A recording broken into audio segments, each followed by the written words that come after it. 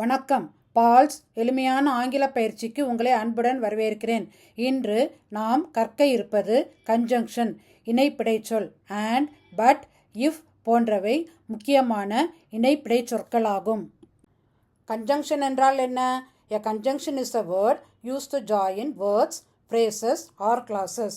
இணைப்பிடைச்சொல் என்பது சொற்கள், words, சொற்றொடர்கள், phrases அல்லது வாக்கியக்கூறுகள், clauses ஆகியவற்றை இணைக்க பயன்படும் ஒரு சொல்லாகும்.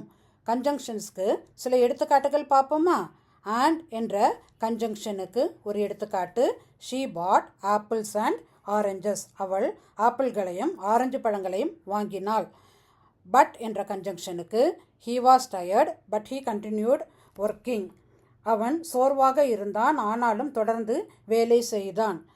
இஃப் என்ற கன்ஜங்ஷனுக்கு I will come if you call me. நீ என்னை அழைத்தால் நான் வருவேன். கன்ஜங்ஷன்ஸோட வகைகள் பற்றி பார்ப்போமா? முதலாவது coordinating conjunction. These join equal elements, a word and a word or a clause and a class.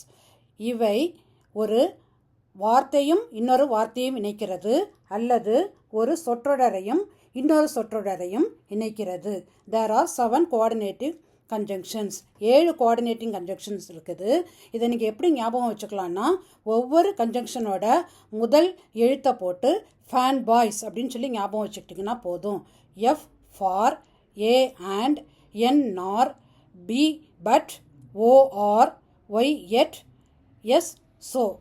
இதை நீங்கள் ஞாபகம் வச்சுக்கிட்டிங்கன்னா, இந்த ஃபேன் பாய்ஸ் அப்படின்ற அப்ரிவேஷனை ஞாபகம் வச்சுக்கிட்டிங்கன்னா எதெல்லாம் கோஆர்டினேட்டிங் கன்ஜங்ஷன் அப்படின்றது உங்களுக்கு மறக்கவே மறக்காது. இனி எடுத்துக்காட்டுக்களை நம்ம பார்ப்போமா? முதலாவது ஃபார், அதோட அர்த்தம் ரீசன், காரணம். he left early for he was unwell. அவருக்கு உடல்நலம் சரியில்லாததால் அவர் சீக்கிரமே கிளம்பிவிட்டார். அண்ட் இதற்கு அர்த்தம் அடிஷன், கூடுதல். she sings and dances. அவள் பாடுகிறாள், நடனமும் ஆடுகிறாள். நார் இதற்கு அர்த்தம் நெகட்டிவ் அடிஷன், எதிர்மறை சேர்க்கை. he does not drink nor does he smoke. அவர் மது அருந்துவதில்லை, புகைப்பிடிப்பதும் இல்லை. பட் இதற்கு அர்த்தம் கான்ட்ராஸ்ட், முரண்பாடு. she is poor but happy. அவள் ஏழை, ஆனாலும் மகிழ்ச்சியாக இருக்கிறாள். ஆர் இதற்கு அர்த்தம் சாய்ஸ், தேர்வு. Take tea or coffee. தேநீரோ அல்லது காஃபியோ எடுத்துக்கொள்ளுங்கள். எட் இதற்கு அர்த்தம் கான்ட்ராஸ்ட், முரண்பாடு.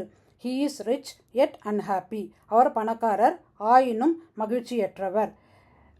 ஸோ அர்த்தம் ரிசல்ட், விளைவு. It rained so we stayed home. மழை பெய்ததால் நாங்கள் வீட்டிலேயே தங்கிவிட்டோம். இரண்டாவது subordinating conjunctions. These join a dependent clause to an independent clause. இவை ஒரு சார்பு தொடரை ஒரு தனித்த தொடருடன் இணைக்கின்றன. நான் சில வேர்ட்ஸ் எல்லாம் எல்லோ கலர் வச்சு ஹைலைட் பண்ணி போட்டிருப்பேன். அதெல்லாம் தான் இண்டிபெண்டன்ட் கிளாஸ். இண்டிபெண்டன்ட் கிளாஸ் அப்படின்றதுனா என்னதுன்னா, தனித்து செயல்படக்கூடிய சொற்றொடர்கள். இப்போ இரண்டாவது எக்ஸாம்பிளை நீங்கள் பார்த்தீங்கன்னா, he left because he was tired. he left தான் நான் என்ன பண்ணி காட்டியிருக்கிறேன், ஹைலைட் பண்ணி காட்டியிருக்கிறேன். he leftனா என்னது, அவன் சென்று விட்டான். இந்த அவன் சென்று விட்டான் என்பது இண்டிபெண்ட், தனித்து செயல்பட முடியும். அதனால இது இண்டிபெண்ட் கிளாஸ். இப்போ பிகாஸ் ஹி வாஸ் டயர்ட் அப்படின்றது என்னதுன்னா டிபெண்ட் கிளாஸ். இப்போ பிகாஸ் ஹி வாஸ் டயர்ட், அவன் டயர்டாக இருப்பதால் அப்படின்னு அதை மட்டும் நம்ம எடுத்துக்கிட்டோன்னா அதுக்கு ஒரு தனியாக ஒரு மீனிங் வராது. அந்த சென்டென்ஸ் என்ன ஆகாது, ஃபுல்லாக நிறைவு பெற்ற ஒரு சென்டென்ஸாக இருக்காது. அப்போ இண்டிபெண்ட் கிளாஸ் அப்படின்னு சொல்கிறது என்னென்னா, அந்த சொற்றொடரால் தனித்து செயல்பட முடியும். எதெல்லாம் நான் எல்லோ கலர் வச்சு ஹைலைட் பண்ணியிருக்கிறேனோ அதுதான் இண்டிபெண்ட் கிளாஸ். இதை ஞாபகம் வச்சுக்கிங்க. இனி என்னென்ன கன்ஜங்ஷன்ஸ் சபார்டினேட்டிங் கன்ஜங்ஷனாக இருக்குது அப்படின்னு சொல்லிட்டு பார்ப்போம். எதை குறிக்குது அப்படின்னு சொல்கிறதையும் நம்ம பார்ப்போம். முதல் டைம், காலம். Conjunctions when, while, before, after, until. Example, wait until I come. நான் வரும் வரை காத்திரு. ரீசன், காரணம். Conjunctions because, since, as. எடுத்துக்காட்டு, he left because he was tired. அவன் களைப்படைந்திருந்ததால் சென்று விட்டான். அடுத்தது கண்டிஷன், நிபந்தனை. Conjunctions if, unless. I will come if you invite me. நீ என்னை அழைத்தால் நான் வருவேன். அடுத்தது கான்ட்ராஸ்ட், முரண்பாடு. Conjunctions although, though, even though. எடுத்துக்காட்டு, although it rained we played. மழை பெய்த போதிலும் நாங்கள் விளையாடினோம். பர்பஸ், நோக்கம். conjunctions so that, in order that. எடுத்துக்காட்டு study so that you may pass. நீ தேர்ச்சி பெறுவதற்காக படி. result விளைவு. conjunction so that. He was so tired that he slept early. அவன் மிகவும் களைப்படைத்திருந்ததால் சீக்கிரமே தூங்கிவிட்டான். இப்போ இதில் எதெல்லாம் இண்டிபெண்டன்ட் கிளாஸ் அப்படின்னு சொன்னால் wait, he left, I will come, we played, study, he was so tired. மூன்றாவது correlative conjunctions. These work in pairs. இவை இணைந்து செயல்படுகின்றன.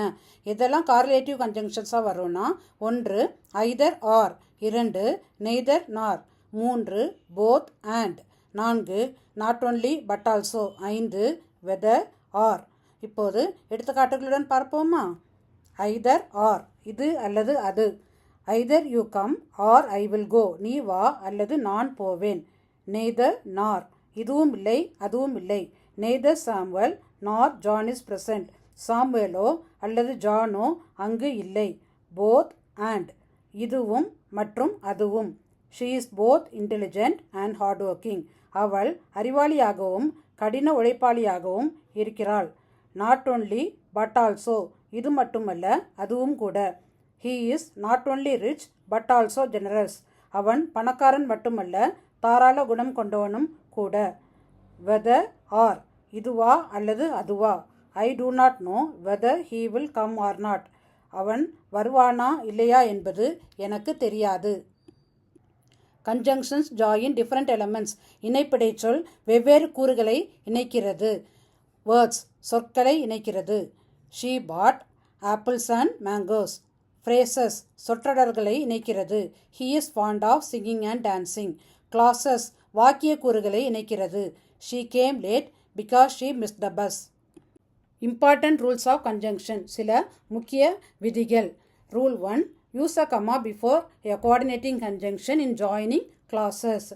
சொற்றொடர்களை இணைக்கும் போது ஒரு கமா அந்த கன்ஜங்ஷனுக்கு முன்பு போட வேண்டும். எடுத்துக்காட்டு பார்த்தீங்கன்னா she was tired but she continued working. but அப்படின்ற கன்ஜங்ஷனுக்கு முன்னாடி நம்ம என்ன போட்டிருக்கிறோம்? கமா போட்டிருக்கிறோம். Comma is not needed if only words are joined. 2 வார்த்தைகள் மட்டும் நம்ம இணைச்சோன்னா அந்த கன்ஜங்ஷனுக்கு கமா போட வேண்டிய தேவையில்லை. எடுத்துக்காட்டு பார்த்தீங்கன்னா she bought apples and oranges. இப்போ ஆப்பிள்ஸ் ஆரஞ்சஸ் அப்படின்ற 2 வார்த்தைகள் மட்டும் இந்த and இணைக்கிறதுனால இதில் நம்ம என்ன போடலைன்னா கமா போடலை. Rule 2 subject verb agreement in correlative conjunction. with either or neither nor the verb agrees with the nearest subject. இணைப்பு சொற்களில் எழுவாய் பயனிலை இணைய neither nor ஆகியவற்றை பயன்படுத்தும் போது பயனிலையானது அதற்கு மிக அருகில் உள்ள எழுவாயுடன் இயந்து வரும். மூன்றாவது அவாய்ட் டபுள் கன்ஜங்ஷன்ஸ். தேவையில்லாமல் ஒரு வார்த்தையில் ஒரு சென்டென்ஸில் 2 கன்ஜங்ஷன்ஸ் போடக்கூடாது. நான்காவது parallel structure. the elements joined must be grammatically similar. இணைக்கப்படும் கூறுகள் இலக்கண ரீதியாக ஒத்திருக்க வேண்டும். நாம் அன்றாடம் பயன்படுத்தும் சில இணைப்பிடச் சொற்கள் கன்ஜங்ஷன்ஸை எடுத்துக்காட்டுகளுடன் பார்ப்போம். as long as ஒரு நிபந்தனையோ அல்லது பூர்த்தி செய்யப்பட வேண்டிய ஒரு தேவையோ குறிக்க பயன்படுகிறது. you can come to the party as long as you don't bring any alcohol. நீங்கள் மது எதையும் எடுத்து வராத வரையில் நீங்கள் விருந்துக்கு வரலாம். as if ஒரு கற்பனையான சூழ்நிலையோ அல்லது ஒப்பீட்டையோ குறிக்க பயன்படுகிறது. she looked at me as if I had 3 heads. எனக்கு 3 தலைகள் இருப்பது போல அவள் என்னை பார்த்தாள். as though as if என்பதற்கு இணையானது ஒரு கற்பனையான சூழ்நிலையோ அல்லது ஒப்பீட்டையோ குறிக்க பயன்படுகிறது. he acted as though he knew everything about the subject. அந்த பொருளை பற்றி அவனுக்கு எல்லாம் தெரிந்திருப்பது போல அவன் நடந்து கொண்டான். than ஒரு ஒப்பீட்டை அறிமுகப்படுத்த பயன்படுகிறது. she is taller than her brother. அவள் தன் சகோதரனை விட உயரமானவள். that ஒரு வாக்கிய கூரையோ அல்லது விளக்கத்தையோ அறிமுகப்படுத்த பயன்படுகிறது. she told me that she would be late. தான் தாமதமாக வருவேன் என்று அவள் என்னிடம் கூறினாள். lest ஒரு முன்னெச்சரிக்கையோ அல்லது ஒரு சாத்தியக்குறையோ குறிக்க பயன்படுகிறது. he took his coat with him lest he get cold outside. வெளியே அவனுக்கு குளிர் பிடித்துவிடக்கூடாது என்பதற்காக அவன் தன் மேலங்கியை தன்னுடன் எடுத்து சென்றான். ஒன்ஸ் மற்றொரு நிகழ்வு நடப்பதற்கு முன்பாகவே பூர்த்தியாக வேண்டிய ஒரு நிபந்தனையோ அல்லது நிகழ்வையோ குறிக்க பயன்படுகிறது. Once the sun sets it will get cooler. சூரியன் மறைந்தவுடன் குளிர் அதிகரிக்கும். வென்னவர் மீண்டும் நிகழும் அல்லது வழக்கமான ஒரு செயலை குறிக்க பயன்படுகிறது. Whenever I see her, she is always on her phone. நான் அவளை எப்பொழுது பார்த்தாலும் அவள் எப்பொழுதும் தன் அலைபேசியிலே இருக்கிறாள். wherever ஓர் இடத்தையோ அல்லது திசையையோ குறிக்க பயன்படுகிறது. we can eat wherever you would like. உங்களுக்கு விருப்பமான இடத்தில் நாம் சாப்பிடலாம். before மற்றொரு நிகழ்வுக்கு முன்னதாகவே நிகழ வேண்டிய ஒரு காலத்தையோ அல்லது நிகழ்வையோ குறிக்க பயன்படுகிறது. we need to finish our homework before we can watch TV. நாம் தொலைக்காட்சி பார்ப்பதற்கு முன்னதாகவே நமது வீட்டு பாடத்தை முடித்திருக்க வேண்டும். ஆஃப்டர் மற்றொரு நிகழ்வை தொடர்ந்து நிகழும் ஒரு காலத்தையோ அல்லது நிகழ்வையோ குறிக்க பயன்படுகிறது. After dinner we can play board games. இரவு உணவுக்கு பின்னர் நாம் போர்ட் கேம்ஸ் விளையாடலாம். until மற்றொரு நிகழ்வுக்கு முன்னதாகவே நிகழ வேண்டிய ஒரு காலத்தையோ அல்லது நிகழ்வையோ குறிக்க பயன்படுகிறது. You can't leave until you finish your work. உங்கள் வேலையை முடிக்கும் வரை உங்களால் இங்கிருந்து கிளம்ப முடியாது. when மற்றொரு நிகழ்வு நிகழும் அதே நேரத்தில் நிகழும் ஒரு காலத்தையோ அல்லது நிகழ்வையோ குறிக்க பயன்படுகிறது. she smiled when she saw her best friend. தன் நெருங்கிய தோழியை பார்த்தவுடன் அவள் புன்னகைத்தாள். while ஒரு முரண்பாட்டையோ அல்லது ஒரே நேரத்தில் நிகழும் செயலையோ குறிக்க பயன்படுகிறது. while he was studying, she was sleeping. அவன் படித்து கொண்டிருக்கும் போது அதே வேளையில் அவள் தூங்கிக் கொண்டிருந்தாள். as soon as மற்றொரு நிகழ்வு முடிந்தவுடனேயே நிகழும் ஒரு நேரம் அல்லது நிகழ்வை குறிக்க பயன்படுகிறது. I will call you as soon as I get home. நான் வீட்டிற்கு வந்தவுடனேயே உன்னை அழைக்கிறேன். since ஒரு காரணம் அல்லது நியாயத்தை குறிக்க பயன்படுகிறது. since she is sick, she won't be able to come to the party. அவளுக்கு உடல்நலம் சரியில்லாததால் அவளுக்கு விருந்துக்கு வர இயலாது. as ஒரு காரணம் அல்லது ஒப்பீட்டை குறிக்க பயன்படுகிறது. as a teacher, he is very patient with his students. ஒரு ஆசிரியராக அவர் தன் மாணவர்களிடம் மிகுந்த பொறுமையுடன் நடந்து கொள்கிறார். if ஒரு நிபந்தனை அல்லது சாத்தியக்கூறை குறிக்க பயன்படுகிறது. if I have time, I will go for a run. எனக்கு நேரம் இருந்தால் நான் ஓட செல்வேன். unless if என்பதை போன்றதே ஒரு நிபந்தனை அல்லது சாத்தியக்கூறை குறிக்க பயன்படுகிறது. unless we leave now, we will miss the movie. நாம் இப்போது புறப்படாவிட்டால் திரைப்படத்தை பார்க்க தவறி விடுவோம். provided ஒரு நிபந்தனை அல்லது தேவையை குறிக்க பயன்படுகிறது. I will lend you the money provided you pay me back next week. அடுத்த வாரம் நீ பணத்தை திரும்பி கொடுப்பாய் என்று நிபந்தனையின் பெயரில் நான் உனக்கு பணத்தை கடனாக தருகிறேன். and இரண்டு கருத்துக்கள் அல்லது பொருட்களை இணைக்க பயன்படுகிறது. I went to the store and bought some milk. நான் கடைக்கு சென்று சிறிது பால் வாங்கினேன். but ஒரு முரண்பாடையோ அல்லது விதிவிலக்கையோ அறிமுகப்படுத்த பயன்படுகிறது. she studied hard but she still failed the test. அவள் கடுமையாக படித்தாள் ஆனாலும் அவள் தேர்வில் தோல்வி அடைந்தாள். or ஒரு தேர்வு அல்லது மாற்று வழியை குறிப்பிடுகிறது. would you like tea or coffee? உங்களுக்கு தேநீர் வேண்டுமா அல்லது காஃபி வேண்டுமா? so ஒரு விளைவையோ அல்லது முடிவையோ குறிப்பிட பயன்படுகிறது. it was raining heavily, so I stayed home. மழை மிக கனமாக பெய்து கொண்டிருக்கிறது, அதனால் நான் வீட்டிலேயே தங்கிவிட்டேன். yet ஒரு முரண்பாட்டையோ அல்லது வியப்பூட்டும் உண்மையையோ குறிப்பிட பயன்படுகிறது. she is very intelligent, yet she never went to college. அவள் மிகவும் புத்திசாலி, ஆயினும் அவள் கல்லூரிக்கு சென்றதே இல்லை. for ஒரு காரணத்தையோ அல்லது நோக்கத்தையோ விளக்க பயன்படுகிறது.